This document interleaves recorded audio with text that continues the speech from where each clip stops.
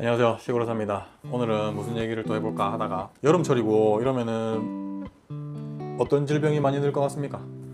뭐 장염 뭐 이런 것들도 많이 생기고 뭐 일사병 뭐 이런 것들도 많이 생기고 시골에서 진료를 하다 보니까 어떤 게 많냐면은 뭐에 물려서 오는 경우가 많아요. 뭐 지네한테 물려서 오는 경우도 있고 개미한테 물려서 오는 경우도 있고 뭐 화상벌레 뭐 이런 것들도 많고 뭐 집고양이, 집개, 길고양이, 길개, 그리고 굉장히 드물지만 사람한테 물려서 오는 경우도 종종 있습니다. 지네한테 물리거나 개미한테 물리거나 이런 거는 사실 심각한 경우까지 가는 경우가 잘 없고요. 개나 고양이 그리고 사람한테 물려서 오는 경우는 얘기가 달라져요. 길고양이한테 물리는 경우가 사실 제일 많거든요. 안타까운 마음에 밥 주다가 뭐 만져보려고 하다가 물려오는 경우가 제일 많아요. 근데 이게 예사로 생각하면 안 됩니다. 얘들의 구강 안에 있는 이 균들 있잖아요. 이게 굉장히 좋지 않은 균들이 많이 있는 것 같아요. 사람한테 물려서 오는 경우도 그런 경우들이 되게 많아요. 우리 입안에 사실 이 구강에 있는 이 상재균들이 굉장히 안 좋은 균들이 많이 있는 것 같아요. 물리면은 뭘 해야 될 것 같습니까?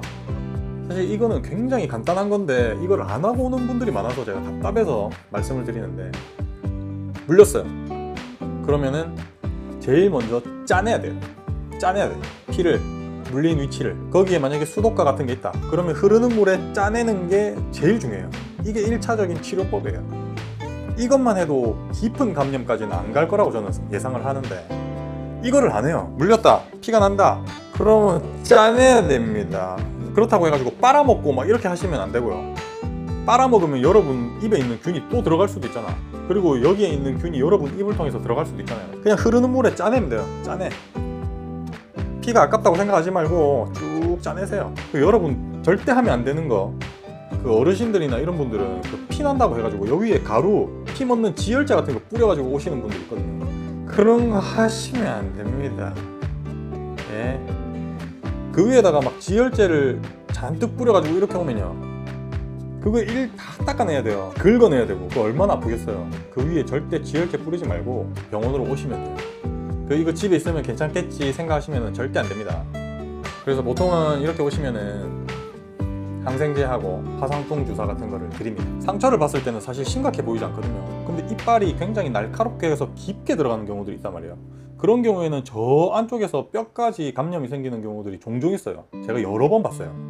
저 같은 경우에는 항생제를 초기에 좀 적극적으로 사용하는 편입니다. 어르신들은 자신이 파상풍 예방접종을 했는지 기억을 하는 경우가 잘 없어요. 거의 안 하신 경우들이 많죠. 파상풍 예방접종이라고 하면 보통 두 가지 종류를 얘기를 하거든요. 하이퍼테트라는 거 하고 뭐 부스트릭스 같은 거. 하이퍼테트는 당장 찔리고 왔을 때 이 독소를 중화시키기 위해서 투여하는 거라고 생각하시면 되고요.